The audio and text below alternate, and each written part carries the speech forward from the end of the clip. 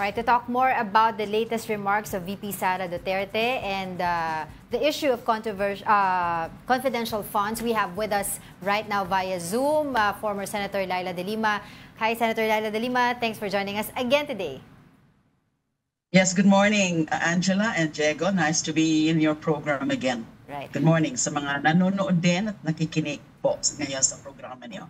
So, Senator De Lima, kunin lang po muna namin Yes. yung reaction nyo dito po sa recent na video na naipalabas po sa panig po ni VP Sara na meron pong pagbanta sa buhay ng ating Pangulo. Yung pagbabanta na yan talaga namang unheard of, ano, from the second highest official of the land. Ngayon lang po ata nangyari yan sa kasaysayan natin. And naghahanap nga ako ng mga other countries na pwede rin na may ganyang history. At wala nga po akong alam.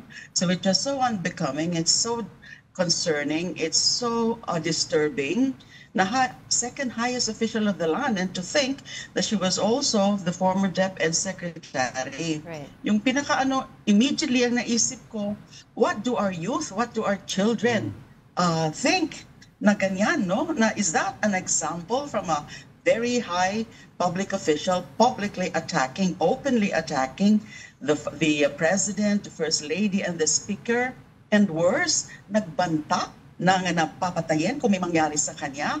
Kaya nga naging na tayo ngayon, is it really earned global news coverage. And para sa akin, malaki na naman kahihiyan yan sa ating bayan. You know, na naman yan, magiging infamous na naman tayo. Hindi pa nga natatapos yung mga issue dun sa pagka-notorious ng kanyang tatay, dun sa yung mass murderer na tatay. Napahiya din tayo doon. Marami rin talagang nagque-question doon sa mga pangyayari na yun sa war on drugs. And then here comes the daughter. Ang tawag ko nga dyan, Tatak Duterte. Wala na ba silang sense of propriety? Na hindi ba nila naiisip yun? Public officials sila. I mean, si VP Sara is a public official. Right. So, nakakalungkot dahil nga, ano ba na nangyayari na naman sa bayan natin? Senator, I want to ask you also, of course, the talks, there's been talks about impeachment of the Vice President, and a lot of people are weighing in, including yung mga legal experts are saying na parang medyo malabo, baka kulang ng numero pagdating sa Senate, or is this an issue talaga ng public trust? But your thoughts on that po? Okay, definitely it's an issue of public trust, betrayal of public trust. Sa punto na yan, may several circumstances siguro or several facts na pwedeng gamitin sa articles of impeachment. Pero as you said, I don't know kung magkakanumero sa Senado, because this is not a legal issue only or a constitutional issue only. Ito ay first and foremost a political exercise. So it's a numbers game. It would be a numbers game. Now siguro, halos wala tayong duda. Sa ngayon, makikita natin na sa House of Representatives, mukhang makukuha naman nila yung required number of votes, yung 1/3, di ba, pagdating sa plenary, or 1/3 kapag meron resolution of impeachment or articles of impeachment. Pero yung articles of impeachment na yan, kahit maaproba sa House of Representatives, ay kailangan iakyat ito sa Senado. Kasi yung Senado ang magta-try at sila rin ang magdidesisyon.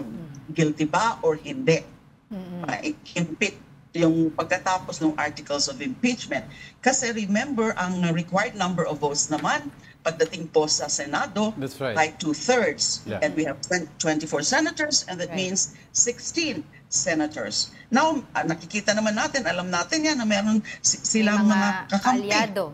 I mean, the Dutertes, yung mga minions nila, yung mga loyalists nilang mga senators. And also, kahit hindi sila masyadong identified kay Duterte, ay baka iba ang mga magiging nila, baka they might decide to also be on the side of Sara Duterte, of the Vice President. So yun lang ang problema. Hindi natin alam kung makukuha ang numero sa Senado.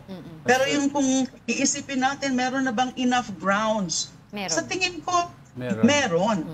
Depende na yan kung paano nila i-present yan, paano nila i-craft yan doon sa articles of impeachment.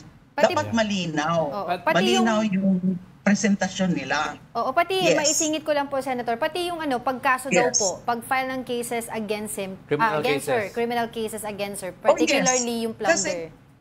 Yes, kailangan independently of the impeachment. Kung itutuloy man yung impeachment, wag nang hintayin yung impeachment kung pwede. Na pwede nang kasuhan si VP Sara kasi nga hindi naman siya immune from suit unlike the president. So do you plan on pwede siyang filing kasuhan this ng mga case? graft and corruption, ganyan. And yung mga violations din ng mga code of ethics and several others. Now, anyone can file it before the ombudsman. And then ang ombudsman ang mag-validate ng mga grounds para to determine kung merong probable cause. If there is probable cause, then isasampa na yan, i-elevate na yan sa Sandigan Bayan for those grounds, yung mga kung ano man yung mga kaso na maipa-file and pwedeng i-consider nga yung plunder, graft and corruption, grave threats, and maybe a few others. Pero kayo, Senator, very quickly lang, do you plan on filing these cases or meron po kayong kakilala na nag-uusap na on filing these cases? Ako po, wala po akong plano na ako mismo ang magfa-file at this point, because I'm still monitoring the developments. Kailangan maging sigurado talaga kung ano man ang ipa-file. And perhaps there are other personalities na nag-iisip na rin o kaya grupo, mga civil society groups, yung mga anti-corruption groups, baka pwede na sila ang mag-file sa Office of the Ombudsman and any appropriate court. Alright. Okay. Sige, we have so much questions pa, kaya lang we don't have much time. But for the meantime, maraming salamat po sa inyo. Again, for joining us today, former Senator Laila De Lima.